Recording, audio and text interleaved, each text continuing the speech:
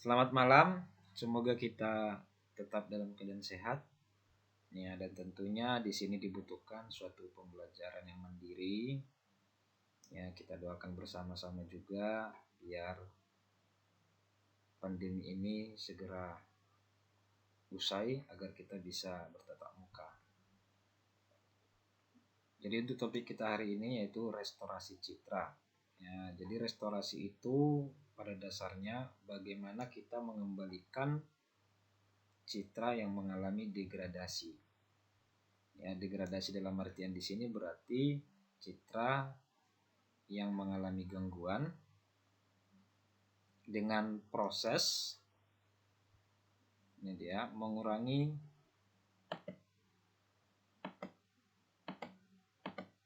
perubahan bentuk dan penurunan kualitas. Ya, jadi itu yang dilakukan dengan prinsip restorasi citra ini. Ya, jadi lebih dominannya, jadi bagaimana kita setidaknya mengurangi citra atau gambar yang mengalami gangguan. Ya, tentunya untuk kebutuhan dalam melakukan restorasi itu kita harus memahami beberapa konsepnya. Yang pertama itu prinsip konvolusinya, yaitu bagaimana kita melakukan manipulasi terhadap citra itu. Ya, biasanya konvolusi itu berarti apa formula atau mungkin algoritma yang kita gunakan untuk melakukan manipulasi. Ya, manipulasinya itu bisa dalam bentuk perbaikan kualitas citra, menghilangkan derau, mengurangi kerutan, ataupun penghalusan. Yang berikutnya kita menggunakan prinsip kernel. Ya, di pertemuan sebelumnya itu sudah pernah kita jelaskan ya bagaimana kita melakukan perbaikan kualitas citra itu dengan menggunakan algoritma median filter. Ya, jadi ini saya kembalikan lagi biar lebih ingat lagi. Kernel itu adalah perkalian matriks ganjil. Ya, jadi ganjil itu bisa 1 kali 1, 3 kali 3, 5 kali 5, 7 kali 7. Cuman karena prinsipnya yang kita gunakan itu adalah mengganti titik tengahnya, maka ada satu matriks ganjil yang tidak bisa kita gunakan, yaitu 1 kali 1. Ya, tentunya 1 kali 1 kenapa? Karena memang kalau kita gambarkan matriks 1 kali 1 tidak memiliki titik tengah.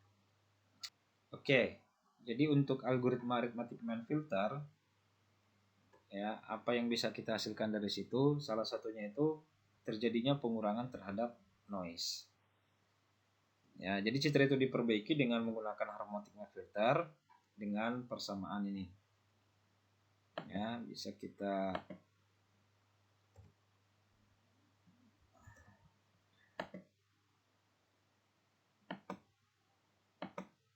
Oke. Ya, pada dasarnya rumus yang untuk harmonic mean filter sebenarnya yang ini aja. Ya, fxy sama dengan 1/m kali n kali gx sigma sxy. Ya, jadi atau kategorinya itu sesuai dengan kebutuhannya tadi. Yang diharapkan di situ adalah bagaimana kita menghentikan titik tengah. Jadi titik tengahnya ini. Sama, sebelumnya itu kan ada median filter. Cuman kalau median filter itu langsung kita urutkan angkanya, baru kita ambil nilai tengahnya. Tapi kalau di sini kita memanfaatkan rumus. Ya, jadi untuk ini kita pakai matriks 3 kali 3. Kenapa harus matriks 3 kali 3? Ya, sebenarnya bisa kita gunakan juga matriks 5 kali 5 atau 7 kali 7. Tapi biar angka-angka yang kita gunakan itu tidak terlalu banyak, maka kita manfaatkanlah matriks 3 kali 3. Ya, sementara ini M-nya itu dimensi citranya M kali N, dalam artian kalau seandainya kita gunakan matriks 3 kali 3, maka M-nya itu adalah 3, N-nya itu adalah 3. Ya, sementara X-nya itu adalah masing-masing piksel, berarti A1, A2 sampai A9. Ya, itu kira-kira ilustrasinya. Oke. Ya, untuk lebih mudah dipahami, kita masuk ke contoh kasus ya. Untuk contoh kasusnya ini harus bisa kita bayangkan ya ilustrasinya. Ada sebuah citra, ini ada citra ingin kita selesaikan dengan menggunakan algoritma arithmetic math filter. Berarti input yang pertama yang kita pikirkan itu adalah bagaimana melakukan transformasi dari citra terhadap ini namanya data pixel ya, atau bisa kita bayangkan bahwasanya gambar ini adalah kandungan dari data-data pixel ini. Oke, berarti yang mau kita gantikan di sini yaitu 36 nih 36, 37, 38 sampai 27. Artinya yang mau kita gantikan itu adalah 36. Ya, jadi caranya sama. Kalau kita inginkan dia matriks 3 kali 3, berarti kita ambil yang ini. Ya, kita ambil. Ya, atau bisa kita lihat sampelnya ini. Ini dia. Ya, baru kita fungsikan. Karena yang mau kita gantikan itu adalah 36, itu ada di posisi kolom 2 dan baris kedua. Ya, makanya dimulai F2,2.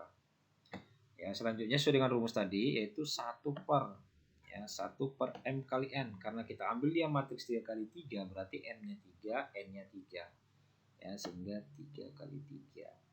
Oke, baru dikalikan dengan sigma ya, kita jumlahkan secara keseluruhan data pixelnya sehingga dihasilkan 1 per 9 kali 321 ya, lalu menghasilkan angka 34,6 atau kalau dibuatkan jadi 35.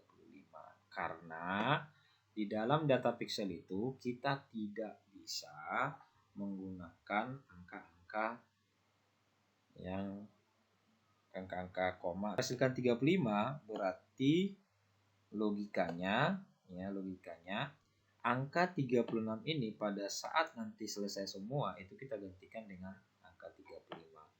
Ya, di sini jelas prinsip blurringnya. Jadi dari 36 berubah menjadi 35. Ya, itu untuk yang 36. Jadi selanjutnya silakan Anda kerjakan secara manualnya untuk menggantikan angka 37, 38, 49, 29 sampai dengan 27. Ya, silakan Anda catat di bukunya. Ya, dan ini nanti akan saya minta pada saat pertemuan terakhir. Saya rasa cukup. Sekian, selamat malam dan selamat mencoba.